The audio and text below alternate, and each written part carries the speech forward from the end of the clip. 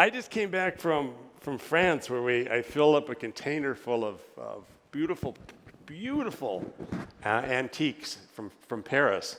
And I wanted to ask, is there any French people in the audience? How many? 1, 2, 3, 4, 5, 6. Okay, a lot. That's good. Are there any architects in the office? Or anybody is an architect? Designer, 1, 2. Okay, perfect. 3, 4. Now, are there any French architects? Yes, okay, good. All right, perfect. Okay. There's a reason for that. Where's the click thing? Upstairs. I got to go upstairs? On the podium. And you know, I'm not the podium type, so I'm not going to do this, right? Whoops. This is going back. Now, honestly, I didn't know this man was going to be sitting here. I really didn't know. And this isn't a true to God story, about 6 months ago, he asked me, Bill, can you please do something for the Global Wellness Summit? And I thought, well, shit, I don't know what to talk about. So I put on my thinking cap, right? And I thought, well, maybe I can talk about my own personal wellness, right? And then this is the green one. The green one is for go, right? No, the green one's here for go. I could talk about my own personal wellness. And my personal wellness, as I think kind of many of you in this room grew up in the kind of 60s and 70s. I grew up when the people were landing on the moon, and I grew up and went to school at Cal Poly Pomona, and I took my landscape degree in gardening, despite my English father saying, I'm going to have no son of mine going to be a bloody gardener, he said. And I grew up camping. Every single weekend we went out, we were camping, and we would spend the entire summer camping and be out in the wilderness. And I kind of grew up like the Waltons here with John Boy here. But most importantly, I grew up on a little tiny farm in California where we grew quail, we grew our ducks, we grew chicken, we grew bees. I had 7 hives of bees. We grew mushrooms, good ones too. And we were basically self-sustainable. And everything was organic. We had a compost, we had a closed system. And now we talk about sustainability. So it's something that I grew up with. And this is all going to tie back to something, okay? But believe it or not, so then I said, well, I think one of the most important evenings that we would have when I was this big, we would sit around and we would choose what we wanted to plant for the next year from Burpee's catalog. That was a 3-night spectacle. We'd debate to Burpee's catalog, what to plant. So that's a little bit of my history. But so I decided not to talk about that because it's way too hokey, way too John Boy. But what I do now, my personal wellness, is that I live in Bangkok and I run every single day. I run about 5 kilometers. And I run with these folks. These are I've got actually 5 Jack Russells. And we run and they follow. And we run and we follow and we have a wonderful time. And I think that to me is my wellness. It's my relationship with these dogs, these animals. This is all going to tie back to something too. Okay. And I live in a place like this. Even though I live in Bangkok, that's how I live. That's my home. Right? So I live in a jungle, and there's high-rises all around, but I live in a jungle, and Neil's been there, and it makes me feel good because it reminds me of my childhood. And even in my office, this is my office in Bangkok, we've tried to wild it up as much as we possibly can to make us feel good. Now, I have a very different type of office. And that office is really cool in that no one's allowed to pick up a phone. The only thing they're allowed to pick up is this. Absolutely this. No one's allowed to put nothing digital. And I think, and that's part of creativity, is being able to draw. No one can come in my front door without being able to draw beautifully. Everyone has to, because if you can't use this pencil, then you can't think. And no matter how good you are on the computer, you can't think. So that's what we do, is we draw and draw and draw and draw and draw and draw again. So a different type of office. But that's getting too personal. So then I thought to myself, well, what if I told Neil I'm going to talk about spas? Because, you and I have been doing spas for now, 25 years, and probably done at least as many spas as anyone else in the world, or in Southeast Asia anyways. And so I thought, well, I could show you guys all the spas in the world. But I'm not going to do that either. Because I can tell you what I think about spas in one sentence. I think it's important to keep spas grow. We worked on this together. I think it's important that spas grow from the earth, and that the simpler they are, the better they are. And we don't want to bring loads of materials, loads of face creams, etc., from France. We don't want things like that, Sue, is pretty darn simple. So I decided that that's not what I'm going to talk about either. What I want to talk about is French things. And this right here I wanted to talk about something that's very esoteric. This 18th century little garden called Versailles is very instrumental because it came along. Well, good afternoon, ladies and gentlemen. Good afternoon, yeah, welcome. Yes, this is the Neil Jacobs Show. I'm just the visitor. This is a very significant garden because this garden was created at the beginning of the Industrial Revolution. And I point this out because it's the Industrial Revolution is when us people in the world, we started to forget about that we're hunters and gatherers and farmers. But we started to that's when we first started to utilize the lost pockets of sunshine that comes into the world, i.e. oil. And we began to lose respect, not respect, but we began to show our dominance over nature on this particular garden, Versailles. So I know the world's in a hell of a state now, so I'm going to blame it all on the French. And leave it at that. And then I thought, well, shit, Neil's not going to like that either, right?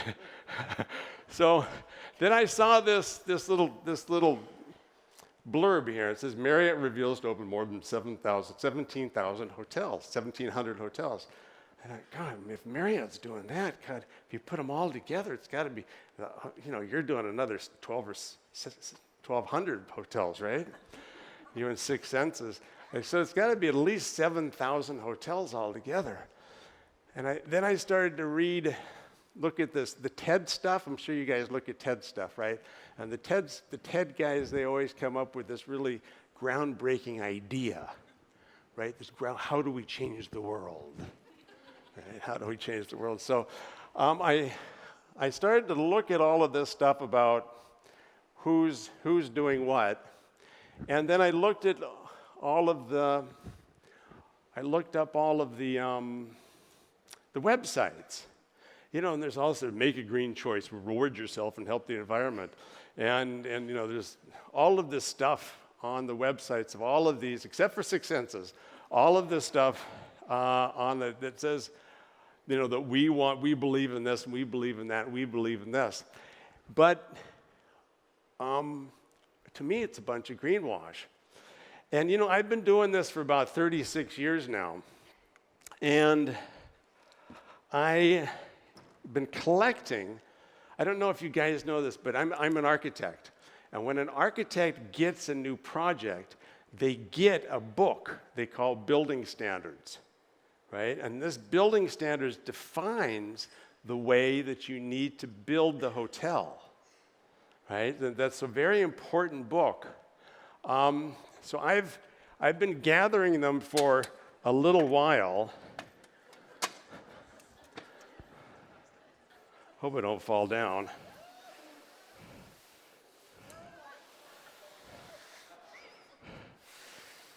And over the years, I've gathered a few.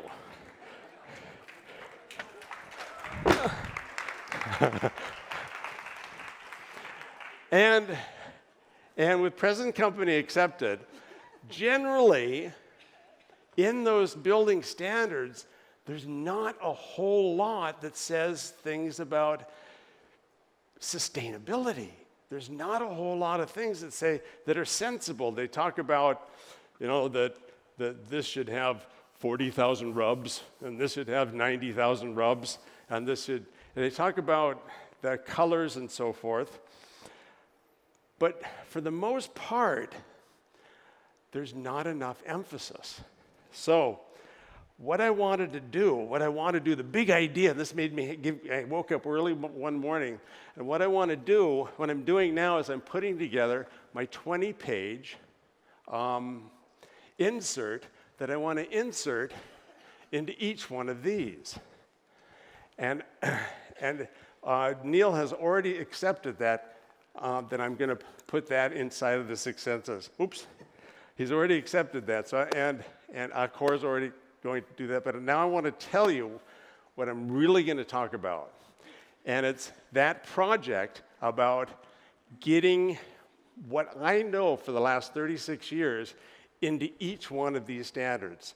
It's going to be sometimes it's a long road, sometimes it'll be a short road with him. But I'm going to be able to do that. Now, where's that clicker thing? Is it up there?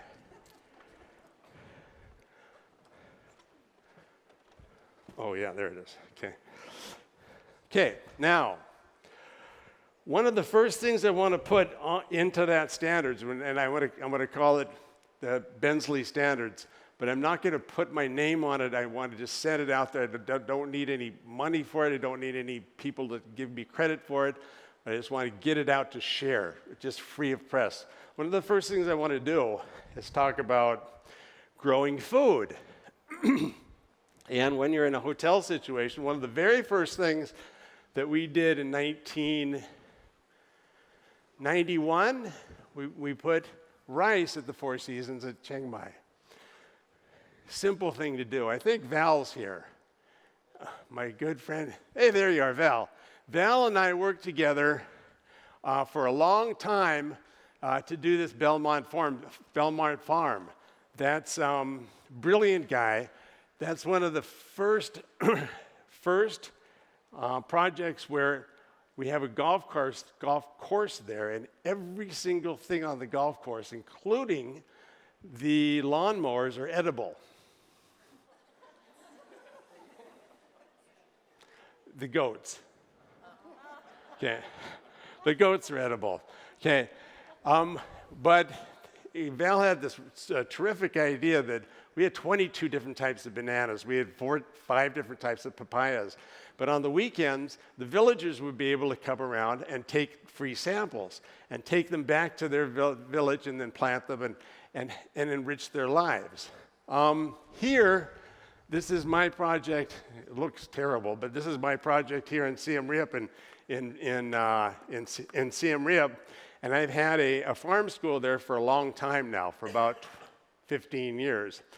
And one of the most successful things we've been able to do is we have distributed to about 4,000 families five different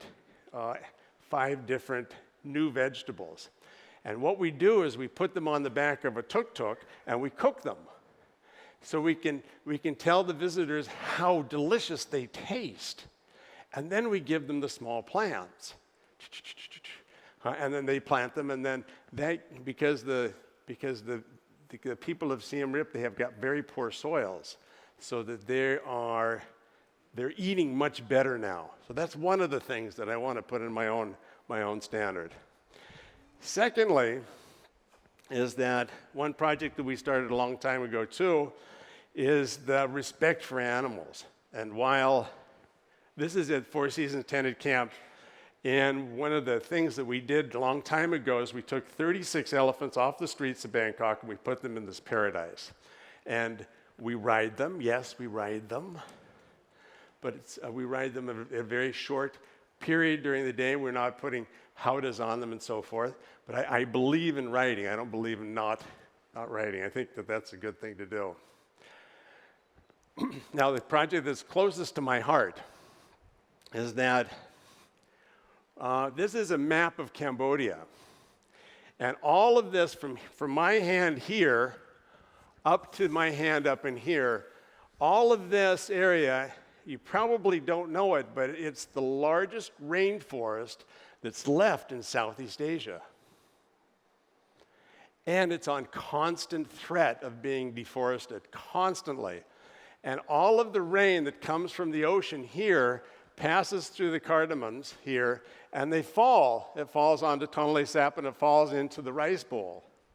And without that forest, and we see a constantly decreasing amount of rain, without that forest, people are going to go hungry. So that's where I'm passionate about. I purchased a piece of land in here about the size of Central Park. And from that property, that Central Park property here, it looks like this. From that property, we can control, by way of Wilderness Alliance, we can control properties about 10 times the size of my concession. But this is all of the property that the Cambodian government sold to us. It was going to be a titanium mine, but they sold it to us, and we put on that area, we put 15 of these little tents. There's 1 tent per 400 acres. Okay, it's a big piece of property. Okay, but we've been looking after it now for about 7 years. Fantastically, about 3 months ago, I bought cameras that are triggered by movement, and we found our first dhole. Has anyone ever seen a dhole before? It's a wild dog. Can you see it now? But I'm sorry, the dog is defecating. It's a really bad thing. We got his best side, but I'm sorry, he is defecating, right? But so my point is that if a place becomes safe, the animals will come back to us, and they are. But it's a constant struggle. It's a constant struggle. It's a constant battle. This is really hot. I'm going to take this off. Okay. So this is Suwana Gauntlet. She's the head of Wildlife Alliance. This is her right-hand man. This is me being silly, but what's behind us is 5 years of seizures, and there's 2,700 chainsaws behind here. And that's just in the southern Cardamons, 2,700 chainsaws. You know, one chainsaw can go through a hectare of land in one day. So that's the type of seizure that we're under. And so every day, you know, on my property, we go out with ex-Cambodian army people, and we're looking for snares. Has anyone ever seen a snare before?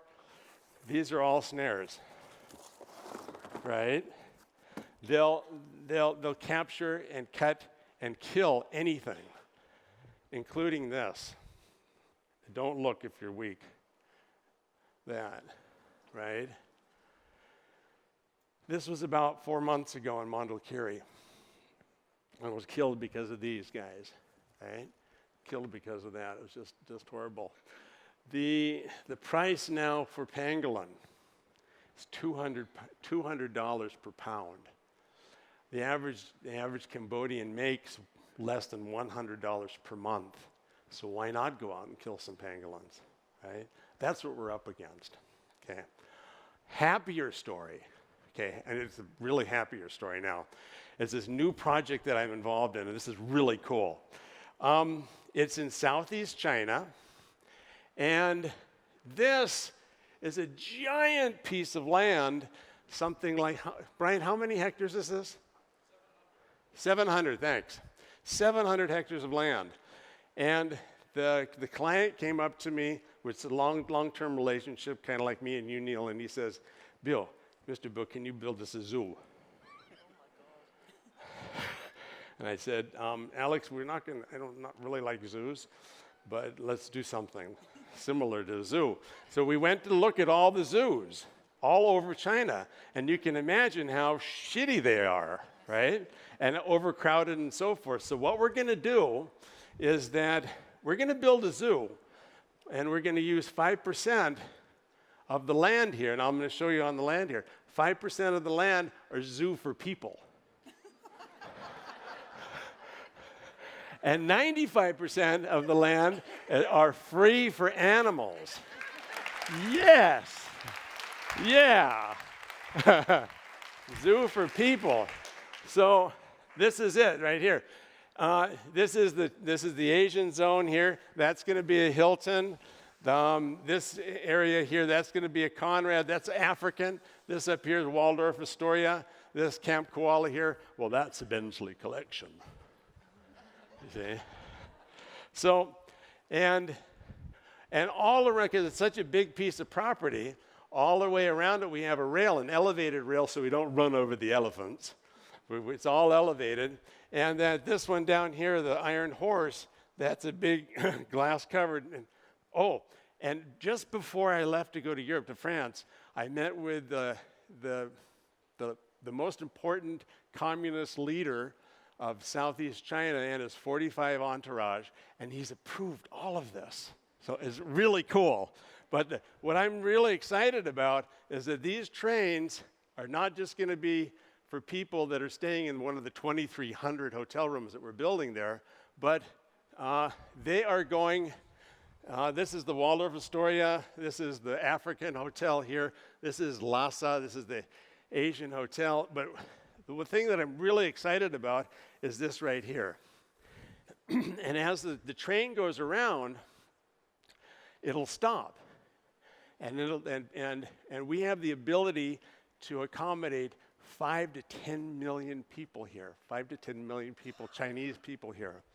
And they'll stop, and they'll go to places of great, like a theater. And the theater is all about teaching them perhaps pangolin is not the correct thing to have for lunch today.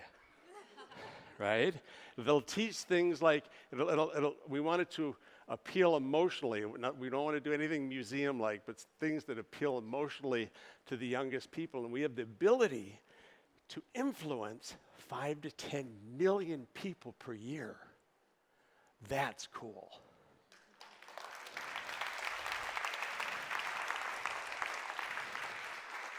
Okay, because this is Cambodia. This is what I want to stop. This is wildlife. This the meat of wildlife that has come from the Cardamom National Forest. This is what we got to it too slowly. This is still happening. And all of this wildlife meat, it goes to Vietnam, it goes to China, people are still buying it.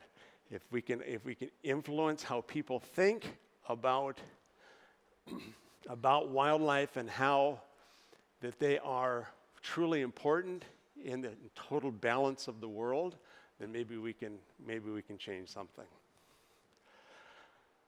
Another really, really cool project that I just sort of finished is, it's also going to go into my standards, is something it's called the Capella and Ubud.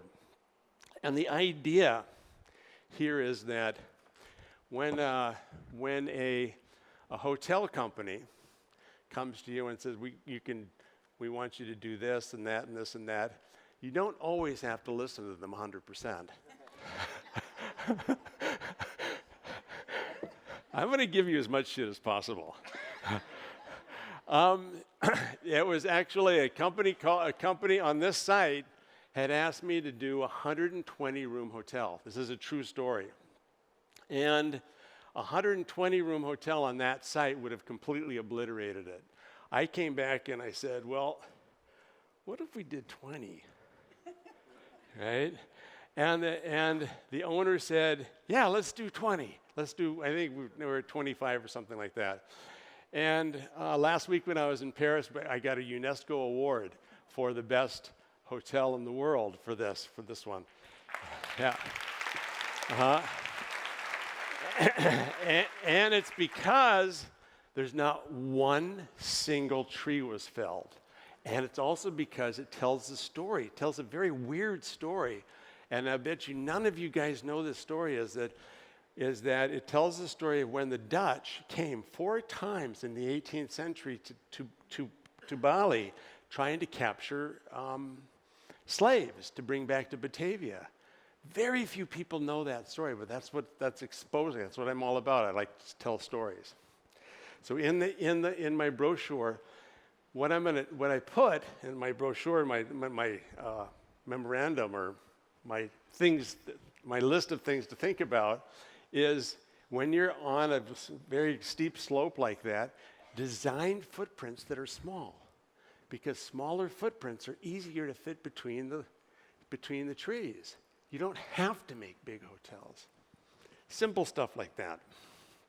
Okay, this is all the pretty pictures of the interiors that we can skip over. Does anyone have any water? One of the very interesting projects I've been involved in for a long time and still am is the Four Seasons Koh Samui. Has anyone been there? Okay, a lot, okay. So, and one of the things I'm really particularly proud of, thanks a lot. One of the things I'm really particularly proud of is that when we started, there were 865 coconuts when we started. When we finished, there were 865 coconuts. And that's because of this right here. You know what that is? It's a coconut hula skirt. And what it does, it's a serious thing. It's a proper hula skirt. But what it does, it allows, and these coconuts go right through buildings. It goes through the lobby. They go through the guest rooms. But what it allows is the coconut to move without being cut down. It allows it to move, but it also allows the water to be shed off. So it's a lateral thinking about, so that, and then this middle slide here, that's coming soon. We're doing an extension. I didn't tell you this yet. We're doing 13 more units, as he used to manage all of this stuff. We're doing 13 more units. And I'm doing it like Thai style in the 1920s, but in the middle of a farm. So it'll be a working farm with chickens and ducks and vegetables, et cetera, things that are close to my heart. Okay. Now this is another really simple idea. This is the JW Marriott in Phu Quoc. And that's obviously a bathroom. But what's different about it? it has natural light. In this particular hotel, there's 250 rooms, and every single bathroom has natural light. I asked the Marriott guys, how many of your rooms, how many of your bathrooms worldwide have natural light? They said to me, 99.9% do not. Okay, what does it mean? You don't have to turn on the switch. You don't have to use energy most of the time during the day.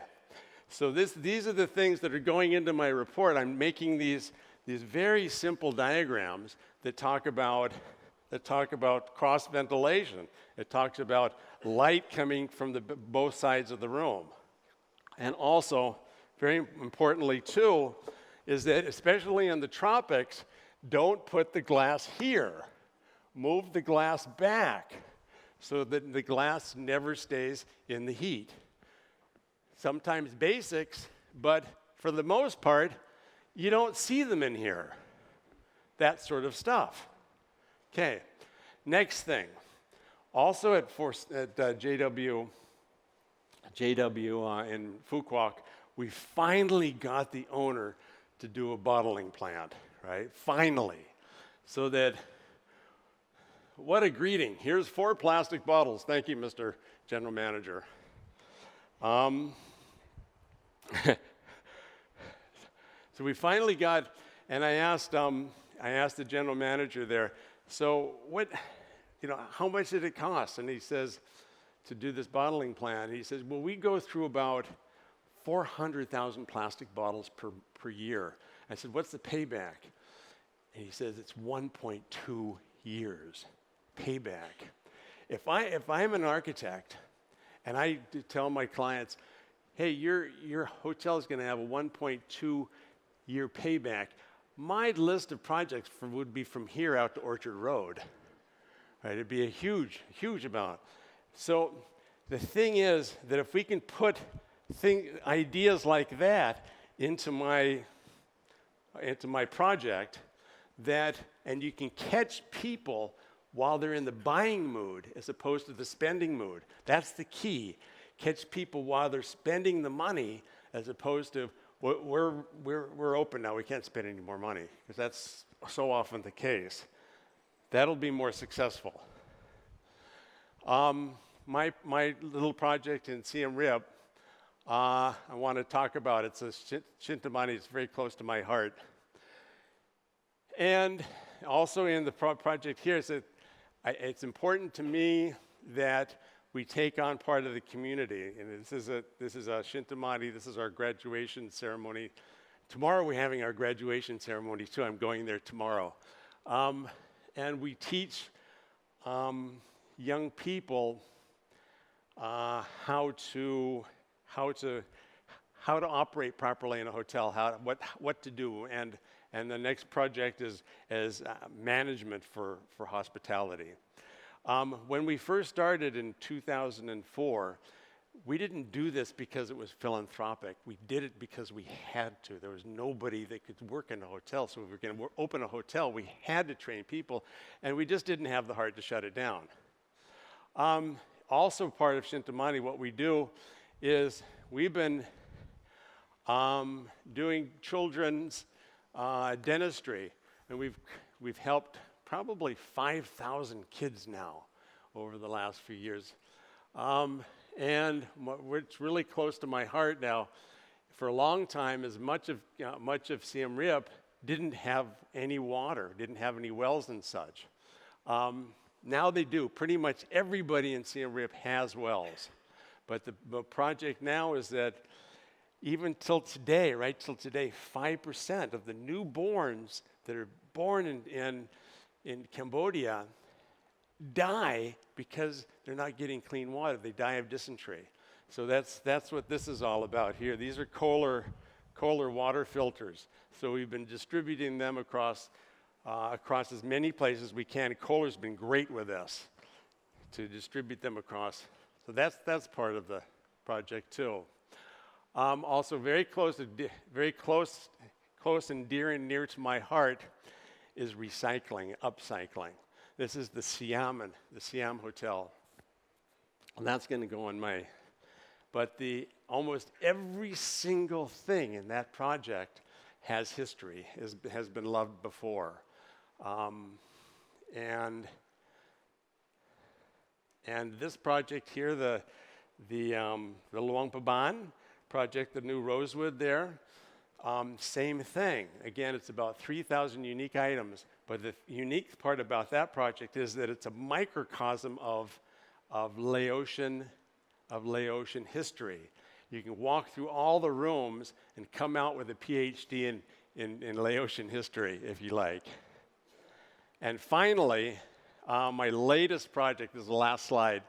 My latest project is a project up in Sapa, and it's north of Hanoi, very, very north of Vietnam. And again, we're using many pieces of recycled objects. But this tells the story about how the hill tribes of North Vietnam influenced the haute couture of Paris at the turn of the century. Weird story, but makes for a good hospitality.